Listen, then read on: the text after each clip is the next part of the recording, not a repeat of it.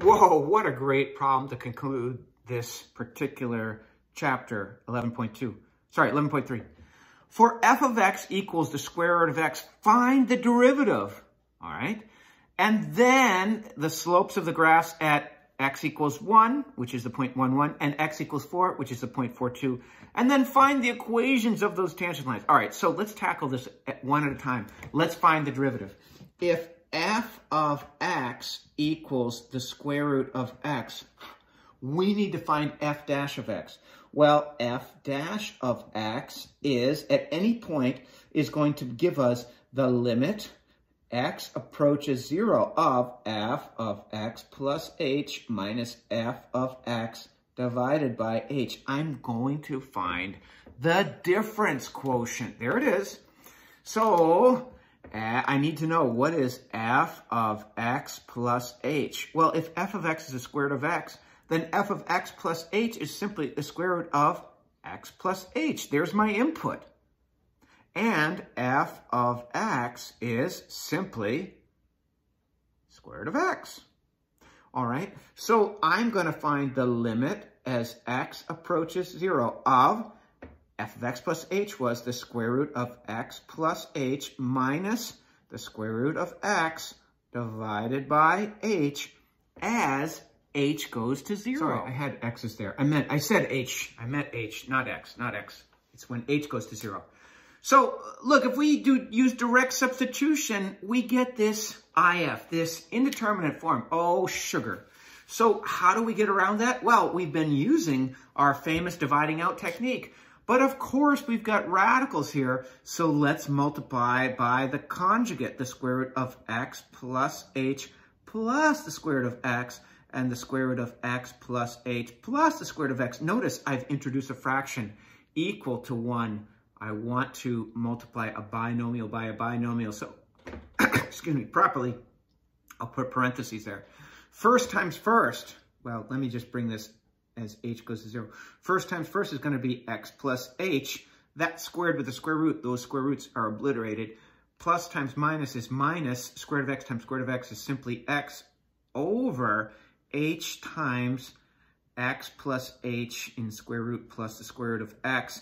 Now, my x's cancel and my h's cancel.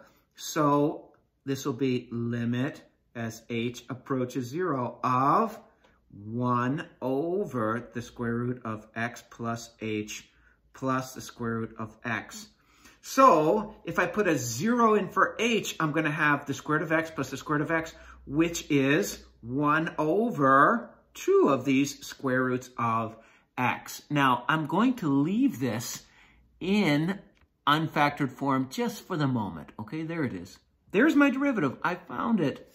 I'll push that up just a little so you can see. There she is in all of her glory. Whoa. So this is what we just found using that derivatives from first principles and the difference quotient. F of x is square root of x. F dash of x, or the derivative, was 1 over 2 square roots of x. So they asked us, find the derivative, or the slope of the tangent, at the point 1, 1. So that implies that f dash of 1 is, well, look at the power of this. Once I have this equation, this gives me the slope of the tangent line at any point on the graph. I can now put in this, which will give me 1 over 2. So there is my slope, m, and this is my point xy. Going back, the last question is, well, what's the equation of the tangent line at that point? Well, we know that y minus y1 equals m times x minus x1. Algebra 1, point slope. See, this is x1, y1. So I can just plug and chug. Y minus 1 equals 1/2 times x minus 1. If I distribute, I get y minus 1 equals 1/2 x minus 1/2. Add 1 to both sides, I get y is equal to 1/2 x plus 1/2. And there is the equation of the tangent line at the point 1, 1. Notice. If I graph this, and here is the point 1, 1, this is the graph of f of x equals the square root of x, I have just found that the slope of this tangent line right here, that's what we found right here, that the slope is 1/2 and that the equation of this line is 1/2 x plus 1/2. Look at my graph. It looks like I appear to have a y-intercept of this tangent line at positive 1/2. So I'm very happy about that. Just finishing this off here, they also asked, what is the equation of the tangent line at 4, 2, and what is the derivative there? So first, what's the derivative? F dash of x is 4. I'm putting in my x is 4, is equal to 1/2 times 4, which will be 2 times 2. So this gives us 1/4. That's the derivative. That's the slope of the tangent line. If we're graphing this again, there's our function. This is the point 4, 2. And when I say the function, our original function was the square root of x. And now we're looking for the equation of this line, who we know has a slope 1/4. It makes sense. The graph is going up, up, up. As x increases, y increases, so we know the graph is increasing. I'm going to go back to that point slope. Y minus y1 equals m times x minus x1, where this is x1, y1. So if I plug and chug, y minus 2 is equal to slope.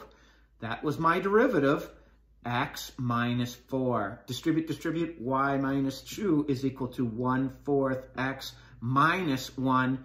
If I add 2 to both sides, I get y is equal to 1/4 x plus 1.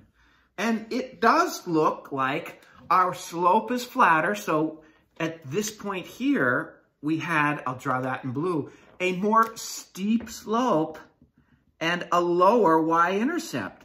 And now the slope is less steep here. The rate of change is less steep here, and our y-intercept is higher. So we got both of those things. I feel very comfortable with that. Oh my goodness.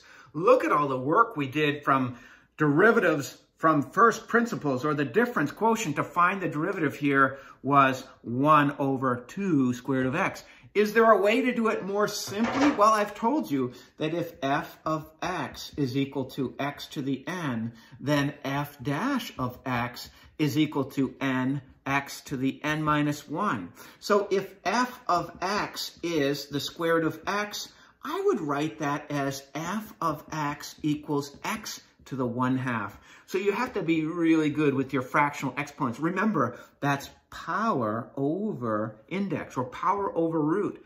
If there's nothing written there, it's a 1 that goes in the numerator. If there's nothing written there, it's the square root that goes in the denominator.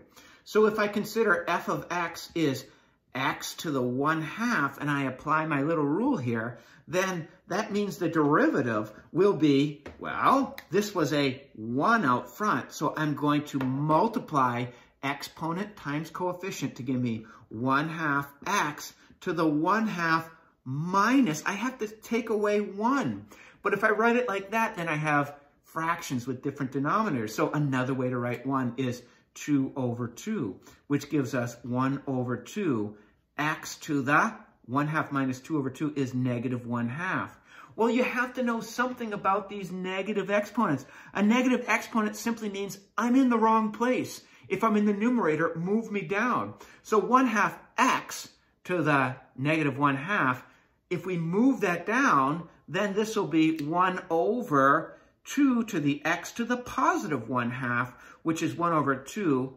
We know that is the square root of x. Oh, that's what we found. Isn't this quicker? And once you get good at these, you can just look at them and do them in your head.